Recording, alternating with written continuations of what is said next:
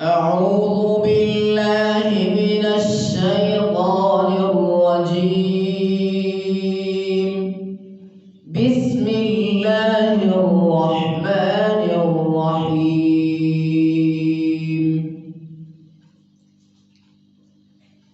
الحمد لله الذي أنزل على عبده الكتاب ولم يجعل له عوجا قيما لينذر بأسا شديدا من لدنه ويبشر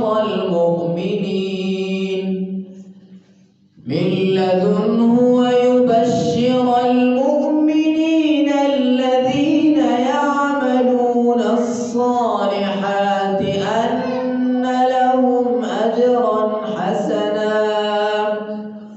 ماكثين فيه أبدا وينذر الذين قالوا اتخذ الله ولدا ما لهم به من علم ولا لآبائهم كبرت كلمة تخرج من أفواههم إن يقولون إلا كذبا فلعلك باخع نفسك على آثارهم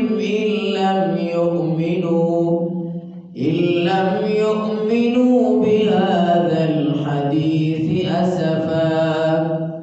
إنا جعلنا ما على الأرض زينة لها